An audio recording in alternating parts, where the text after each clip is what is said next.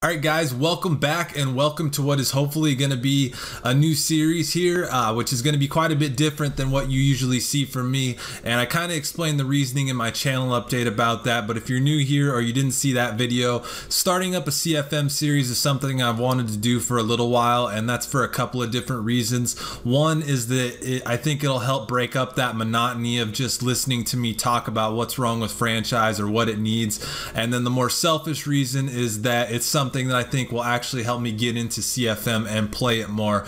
I like Madden, I enjoy it, I love franchise modes, but with CFM, it's something I've had a tough time getting into, and I think doing something like this will help keep my interest for a longer period of time and make me want to play it more than I would normally. And I would have waited until Madden 19 to start something like this, but starting it now will kind of help me gauge interest as well as help me figure out how long it's going to take to make each video and kind of fine-tune things before then. But I had a couple different options. Recently, I've been playing a lot of Play Now games with updated rosters, and that's something I've really been enjoying. So I thought about just starting from scratch with those rosters. But ultimately, what I decided to do was to just continue the franchise that I already had going. So I'm not actually going to be playing a game in this video, just to clarify that early on. So if that's what you're looking for, then I apologize.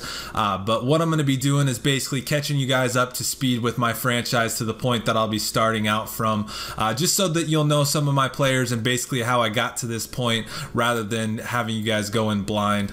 So as you've been seeing on the screen, I'm only in the second season. We're only in 2018. So I'll take you through my first season of scores and show you some highlights first, and then we'll get into the roster a little bit later.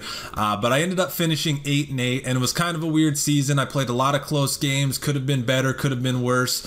But so I guess that 8-8 record really fit the season. But the first two games of the season were pretty rough, even though they were both close games. Both games I was down big early and was able to kind of rally, but in both games I never really stood any chance of winning. In week 3, we got on the board with our first win of the season. Alex Smith had a big day and threw for over 300 yards and 4 touchdowns. Unfortunately, though, after that, it was another pair of close losses to the Redskins and Texans.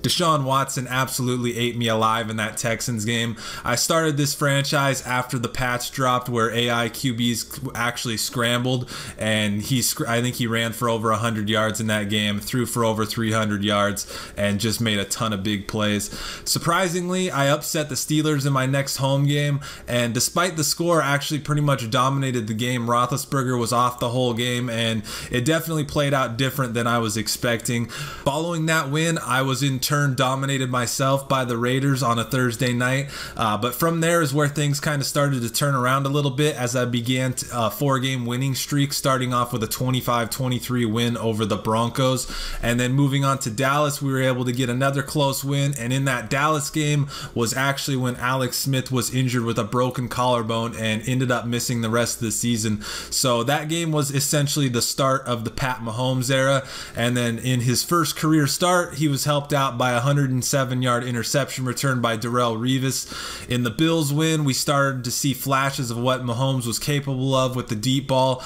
but also with some rookie struggles as he ended up throwing 3 interceptions in that game. So once I was sitting at 1-4, we are now 6-5, but a 3-game losing streak at the hands of the Jets, Raiders, and Chargers all but ended my hopes for the playoffs. The defense really struggled throughout the whole season, but in those 3 games, it was really the main factor in those losses. But the Jets game did result in the craziest touchdown of the year, with Tyler Bray taking a blocked field goal attempt 32 yards to the house. Despite the struggles, though, we ended the season strong with an emphatic win over the Dolphins, where Kareem Hunt had a big day.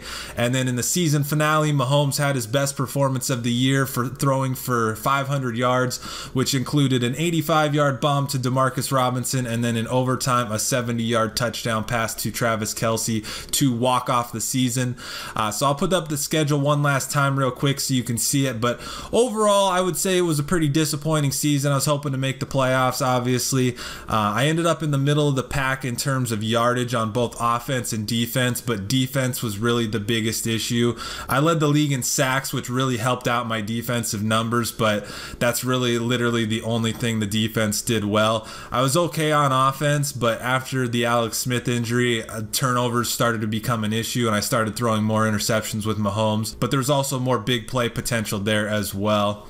Before I show you guys my current roster, I'll take you through my draft class real quick. Because of the Mahomes trade last year, I didn't have a first rounder, but the clear theme of this draft was going to be defense. I wanted a corner in the second round, but by the time my pick came around, there wasn't anything worth taking there. So I ended up taking Dixon Caldwell, a right outside linebacker out of Texas. The overall there is really nice at 79, but he's not exactly the type of player I was hoping he would end up being. He was more of a run stopper than a pass rusher at outside linebacker. To go along with that, there was also he was part of the storylines, and there was some kind of story about him, I think, sleeping through the combine or something like that, and he ends up also having slow development, so that's kind of disappointing there. In the third round, I drafted Mitchell Strojny, a left guard. Little bit disappointed with how he turned out. I was hoping for a little bit better overall and pass block and run block numbers there. The next two picks went back to the defensive side, and more specifically the back end of the defense, with a pair of safeties with Tamario Wofford, a strong safety out of North Dakota, and then Russ Taplin-Ross, a free safety out of Bowling Green. Both have pretty good zone coverage, but overall they're nothing really special right now. Then with my last pick, I went back to the O-line and took another player from Texas with Jordan Warren, who was a center. I was really happy with him as a 6th round pick, and I like his skill set. But overall, it wasn't a great draft. No duds, but my best pick doesn't exactly fit what I want him to do. But we'll see how it goes. Onto the roster, I'm just going to quickly run through the positions and talk about a few of the players real quick. Starting with the quarterbacks, Alex Smith is obviously gone. I traded him to the Jets for a 3rd rounder that ended up being the guard that I drafted, Mitchell Strojny. Tyler Bray was let go, and I signed RG3 and Chase Daniel in free agency, and they essentially battled it out for the backup quarterback spot. And RG3 ended up playing better, and I was able to do more with him on offense in preseason, so he's going to be the backup.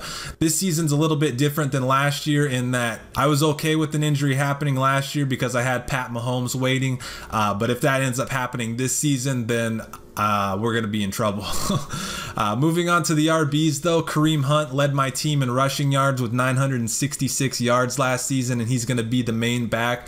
Spencer Ware is a good number 2 option. Charkandrick West was let go, and then you see there DeAndre Haynes was an undrafted free agent, and he's basically a project, but he has 95 speed and is a good returner, and he might pop up as a 3rd down back as well. Fullback, I kept Anthony Sherman. For wide receivers, Tyreek Hill's going to be the number 1, obviously. He had 1,469 yards receiving and 10 touchdowns last season. Outside of him, though, options are limited. I kept Albert Wilson, and Chris Conley is physically gifted, but both lack that true number 2. Demarcus Robinson, again, nothing special. Carlos Ray is an undrafted free agent with a low overall, but he made some nice plays for me in preseason, so watch out for him potentially. And then I let Anthony Thomas go to free agency, so he's no longer with the team, and I signed Demir Bird to take over the kick returning role.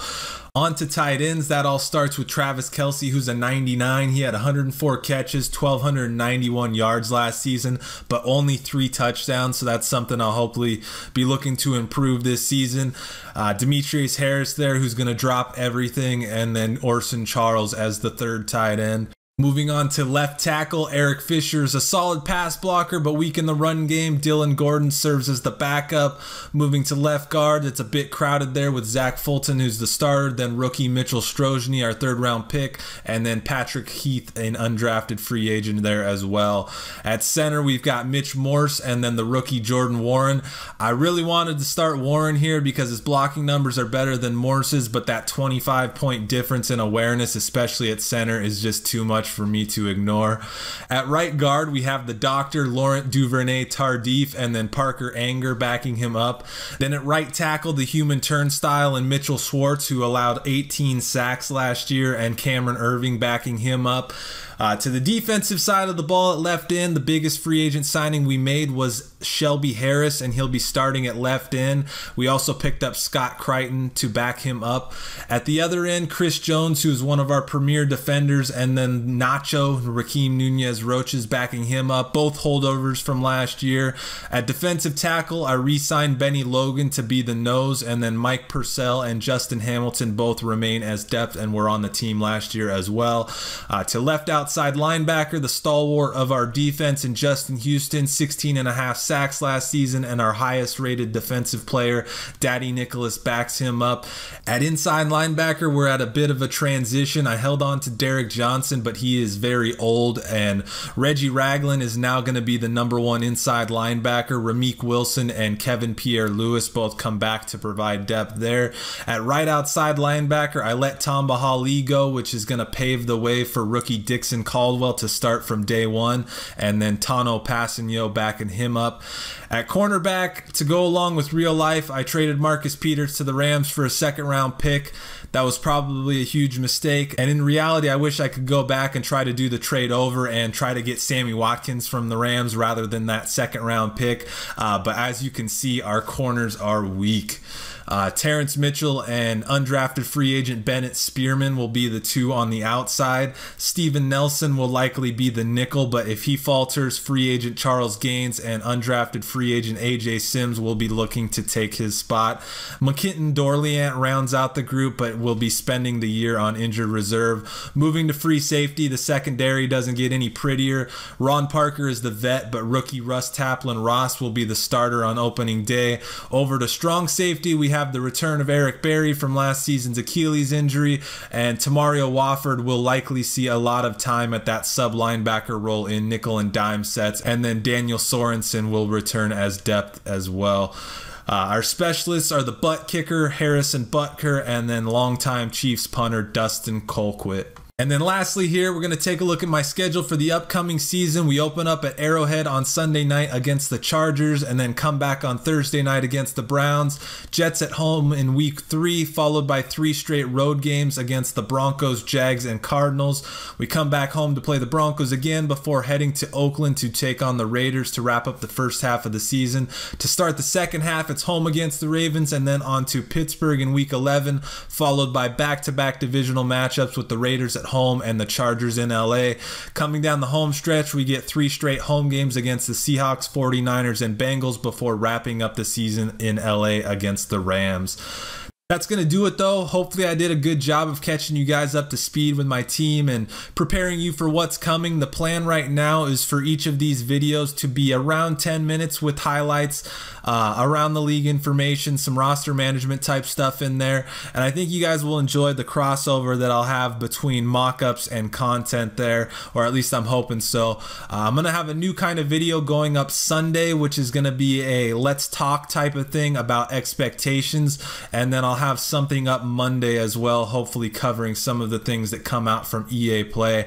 But until then, I hope you guys enjoyed this video, and thanks for watching.